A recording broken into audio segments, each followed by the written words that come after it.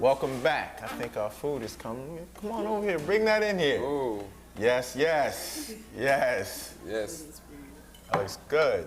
Nothing like a nice red snapper. Yes, the kingfish. Looking good. Brown stew kingfish. Where? Oh. No. They say that's for last. Oh, like that, huh? All right. Give us some oxtails. Well, check it out. Look, this has been one of those off seasons to forget in the NBA. You know, everybody's in jail or getting arrested for some reason. Damon Stoudemire getting caught with weed in the airport in Arizona. Jerry Stackhouse getting arrested for an assault case over a rental contract for a summer home. Come on, like. What's the real deal here? What's going on with the NBA, man? It's all egos, man. They're all driven by egos, and they think they're invincible. And that's where it starts. You know, they think they're better than you and I. You know what? They're getting paid so much money. That's the problem. I mean, our society is backwards. You know, we're paying the athletes millions and millions of dollars. The poor doctors aren't getting millions and millions of dollars. And the teachers? I agree with that. The WNBA isn't getting millions and millions of dollars, but you know, the NBA. You are terrible.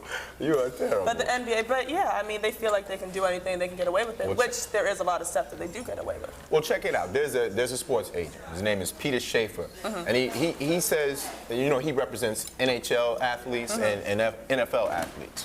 But he won't represent anyone from the NBA. Why? Spoiled. It said the money corrupts them because they get it at such an early age. Like, look at LeBron. He caught $100 million off the top, and he hadn't played the game yet. Right. You know what I mean?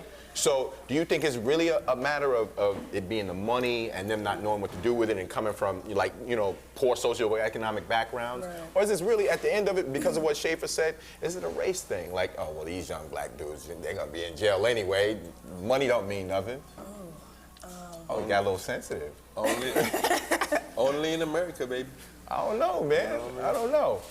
I mean, do you really think it's one of those things? Is it just based on money, or is it their backgrounds, you know? I mean, a lot of them come from, you know, urban backgrounds, right?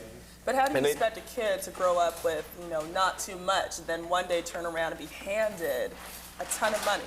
Do you think he's actually going to know what to do with that? I think that's an excuse. I think that there are kids in other races and other cultures that get inheritances and money and stuff like that, and they don't worry about that. Why is it a problem when a young black kid but there's a certain extent. I mean, if you grow up with money and you get money, you know, you've been brought up, you know how to deal with that. But you know what I mean? But kids coming up from, I don't know.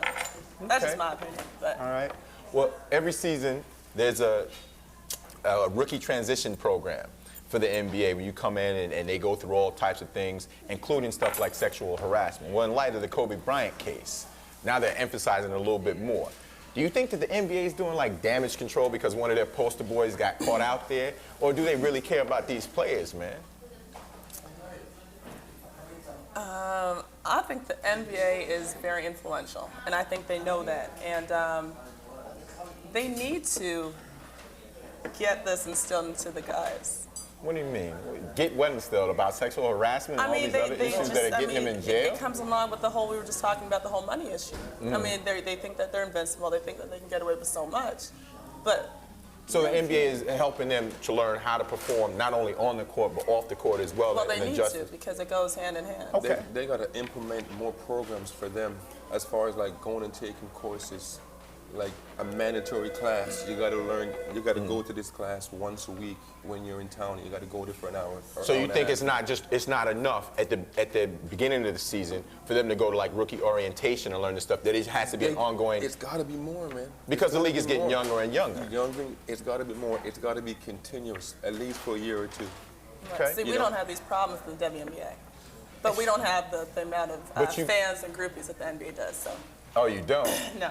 Right, well, you know, I got a big groupie now. I don't know. Actually, you guys go through the same program in the WNBA. Rookie orientation. And you say that you don't have the same problems. Is it because there's not there's a lack of the money and a lack of egos? Or, like, what's the major difference? We don't make 1/10 near, you know, what any of the guys So make. you're lobbying David Stern and Val Ackerman right now for a little extra cheddar. It would be nice to make, you know, 6 figures or so. But I hear you.